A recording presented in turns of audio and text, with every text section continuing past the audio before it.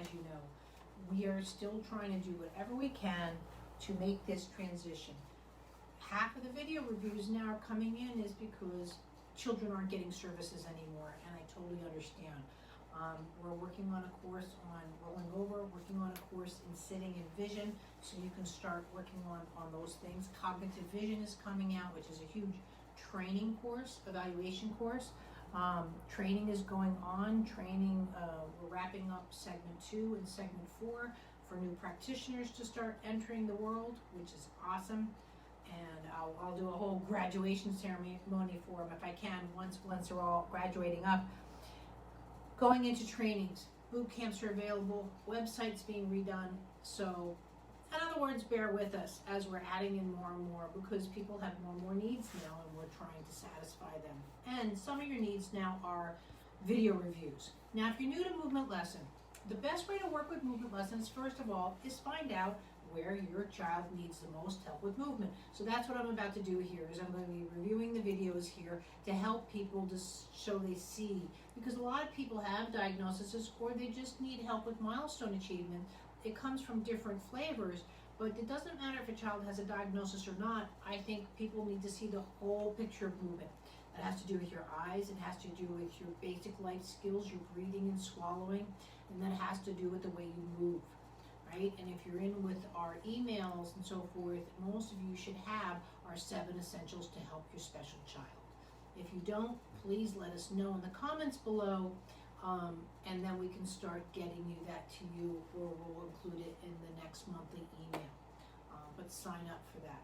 With that, Awen, I totally understand that your little boy has CP, but what my concern is, he has a lot of upper body movements, and I'm not seeing this in the pelvis.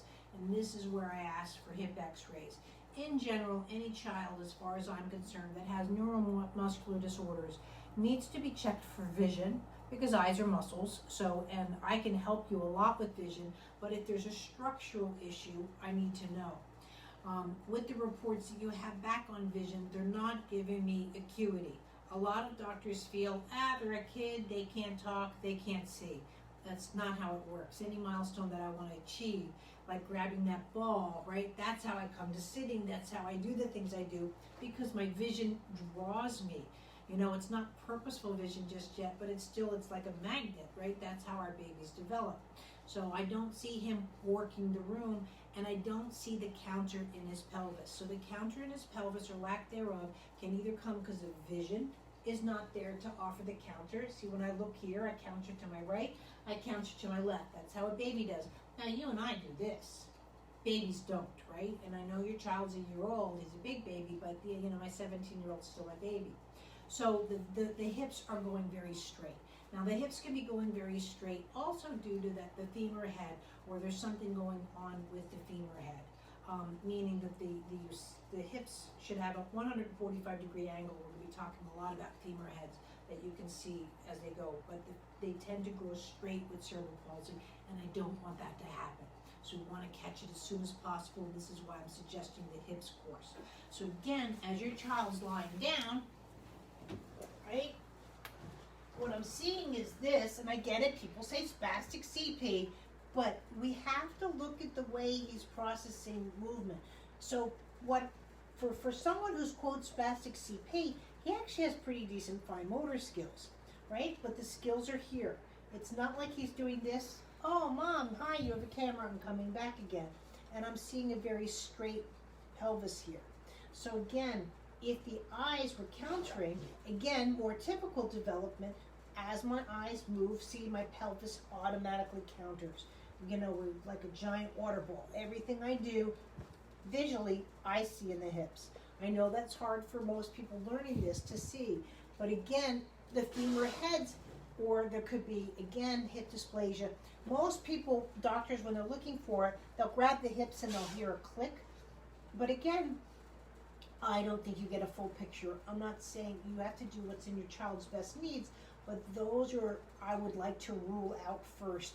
If it's a vision thing that's not affecting the hips with balance, or it's a structural thing within the hips, or it could be both.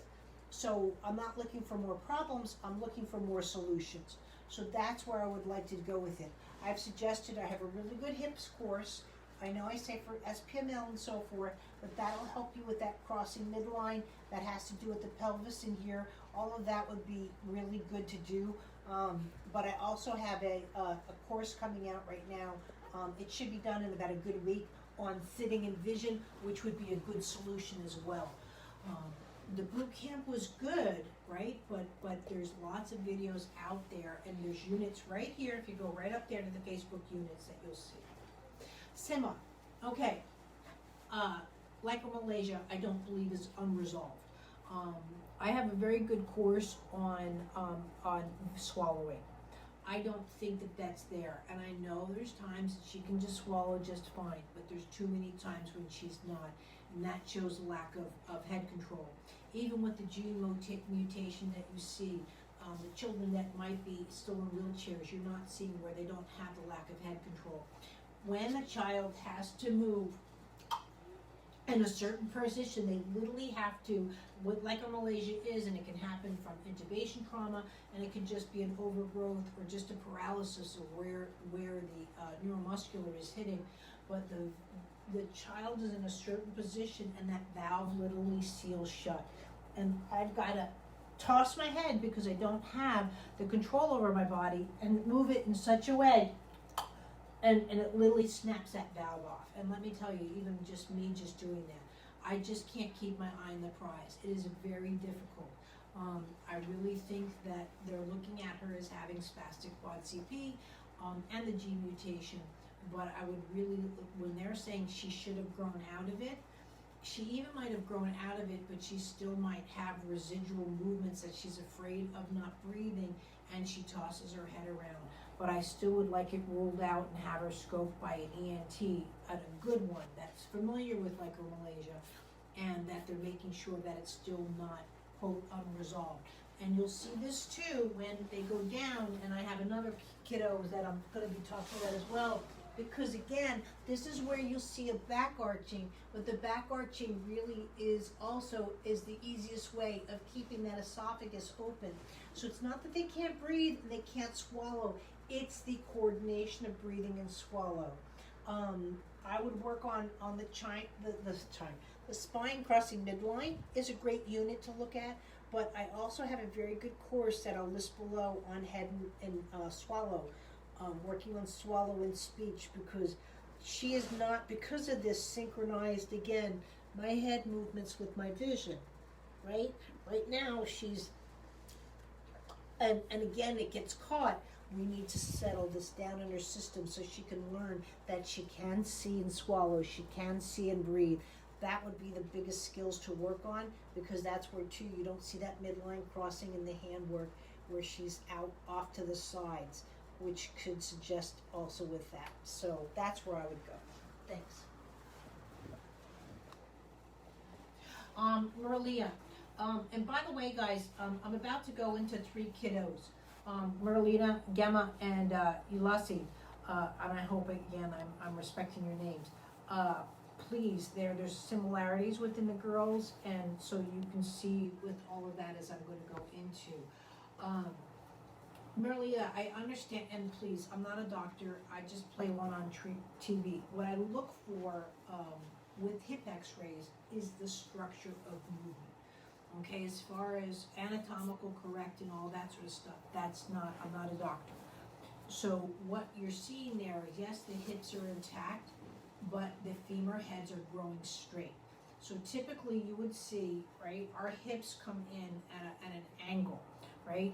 Hers are going straight. So with the straight, and this is what I was talking about, coming up to sitting is so difficult, right? Sorry, I'm gonna need you here. Sorry, I'm talking to Betsy. She's my camera crew. So what's happening is the femur heads are straight, right? With that, first of all, I can't breathe, and 2, it's very hard for me to do my eyes. So what you're seeing here, and that's where I look at that, and so she's actually learned, so this is how smart she is, that she can push down with the leg and look off to the side, and push down with the leg and look off to the side, right? But when I'm pushing down to see, right, I now can't come up. So any down action, right, prevents an up action because I have to commit. So if I'm looking to get my eyes around, right, she's actually moving her legs just to get her vision going around. But coming to sitting, right, because that femur head's not there, that rotation's not there, she can try to about here, but that's all that she's going to be able to do because the femur heads are going straight. So the femur head conversation has to be done with your orthopedist as to the care of what's going to happen. Because also, too, what I would watch is this is a very difficult position to be in with straight femur heads. It literally is going to be knocking the pelvis back here.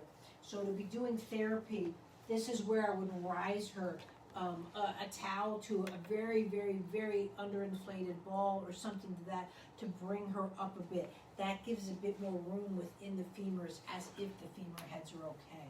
So that's where I would be going at. I do have a very good course on the head and the vision, which is something to look at, but I would also go here in the units with the spine work and working with her spine. The breathing course would also be a good option, just to, again, open up that chest cavity. Gemma, vision. Okay, I don't know, I'm just looking at his videos now. Usually I try and have a conversation first of where he is visually. His vision cannot cross midline whatsoever. So I'm gonna get, you don't have to get up. No, I'm good, go here. If you watch him crawling, right, watch him. And he's doing great, by the way. But you see how where my eyes are at and so forth. Do you see, even though you might see my nose going side to side, there's no midline crossing, right? So everything, even the way he's getting up, you can see where the counter's off. What would typically happen, do you see how I can do this and this, right? Do you see, that's my vision crossing midline. His vision is like this. So he literally, again, because of lack of convergence, has to back up or back around and do all of that. So I need to know where he is, first of all, structurally with vision with an ophthalmologist. Because again, that's your first line, if it's something as easy as glasses. But in that sense, he's very weak binocular vision, meaning the eyes just want to go the same. Very weak convergence. If you were to work with something like this, and I wouldn't work on convergence just on him, I would stabilize the vision. I'm about to have a course finished on sitting in vision for these reasons. And that's where you're having the issues in the walking, because even the pubic bone's having trouble crossing midline. And so vision would be my first line of defense. And then definitely, because nothing in his body is crossing midline. And that's where you're having issues with scissoring, because I think the vision's quite weak as far as the function of the vision. And Ulysses. Very similar that I was talking about with Marlena. I really think, again, we have an issue, what's called lycomalacia. It's where the flap of the throat is being covered. She really has not organized her breathing and her swallow. I would start really just even on the free breathing course. So she literally is fighting for her life and bringing her neck in all positions just to keep that valve open. Doing this. This is where you're having such feeding problems. She can't swallow. It's not that she can't, when kids have this problem, it's not that they can't, it's on or off. It's just that I'm talking to you and I'm obviously swallowing while I'm talking and breathing, right? But when you have issues with like Malaysia and have more than enough too on the units or here in the group on it, but I will choose to breathe or to swallow. Right? And a smart person is going to choose to breathe, because breathing is the most important. Once we know how to breathe, then we can breathe and swallow, and it usually happens within seconds of our life. And this is where I ask if kids have been intubated, because sometimes when they do an intubation at birth for breathing, they can actually cause a little bit of paralysis or a damage with it. But it needs to be ruled out that that's not an issue. I have a very good course on the swallow and the speech and so forth to work with, but I have a hard thing. You're going to have to work with her in sleeping, because even in sleeping, I'm sure she has to arch that neck to keep that valve open. And that, or that's where she feels she needs to be psychologically because it was such a problem when she was an infant. It can be where the kids have outgrown it, that's true, but the psychological issues are still there. And if I'm just going to look at my mommy this way, and I have to, I just stop looking over here because I will choose that breath swallow. And really, when you're trying to get her to eat in certain positions where she is unable to protect that esophagus being open, she's going to protect it, and because she's just smart, and so you have to look at her language, that she's doing it for self-preservation, but now we have to help her be able to self-preserve and then start to move better. So that's where she's at. I still would like to see hip x-rays, and the conversations I've been having, I'm a little concerned with the growth of the femur heads going straight, and that's another thing too, where she can't move that pelvis whatsoever because the femur going straight. I'll take you here. When I have straight femur head guys as well, in this position, right, I can only really army crawl and move around, or I get too far and my head's going to take me back, right? Because again, when I have a femur head that's bent, then I can do these kind of moves, right? Or go into a crawl, right? Because that my femurs are giving me room. But when I'm doing more of this and the legs want to go straight, it suggests to me structural. And that's where I look for the hip x-rays. Yes, I get it that people are concerned of hip x-rays and radiation and all of that. Those are concerns that you need to work out with your doctor. Just because I say what's going on with the hips, that doesn't mean that I take precedence over your medical care, right? The medical care is in your hands. I'm looking at the movement. If I know the hips are going more straight, then again, like the hip course that I offer, you have to take into consideration that you need to get maybe the chest cavity to move more, because you're not going to get it in the pelvis because structurally it's just off. My hips are crooked, right? But I'm fine and I can move around. I just know how to work around crooked legs. And I don't have pain and I don't have developmental issues, but there's some movements I just won't be able to do. And I'm okay with that, but I still do everything. I just might not do it at a level that I could be at the Olympics or something like that, which is fine. And so that's where I'm after with structure. I still think it's a good idea to have baselines, but again, your medical care is in your hands, and this is why these times are so difficult on everybody, because we don't have all the answers, and that's what happens sometimes in healthcare, is we don't have all the answers. Even when someone says it's an absolute, our children are going to present in a certain way that's different than any other child out there. Just like if I get sick or get a cold and you have a cold, we're going to present differently. If I were to have a stroke and you have a stroke, we are going to present differently, and that's okay. This is why we're all different. There's certain foundations though of movement, and that's where I'm here, that still need to establish themselves if you want to go. Like if you don't roll over properly, you're going to have issues with reading. So I don't want you to get to reading and say, oh, my kid's just struggling, when we should have, maybe addressed some things sooner. And that's what I'm trying to just open up, not to look for anything to be wrong with a child, but where we can help that child be more successful, right? When it comes down to it, at the end of the day, if I have a car, I can get to Walmart or to a store, right? It doesn't matter if it's a Mercedes or a Yugo. Each one is going to get me there. However, if I want certain qualities or certain aspects, I can't ask the same thing. The same thing if you're small and the way you sit in a car versus, let's say, Felipe, when he sits in my car, I go to sit down and I'm like this on my steering wheel. It just is it is, but I make adjustments. We adjust our vehicles, ourselves. And so with Movement Lesson, that's what we're trying to offer. The language, sometimes the vocabulary is a little bit different, but we're all after the same thing, which is just helping our children move better, and that's what we're here for. So great posting your videos. If you're new and this is the first time, that's the best way to work with us, is posting your videos so you get more individual attention.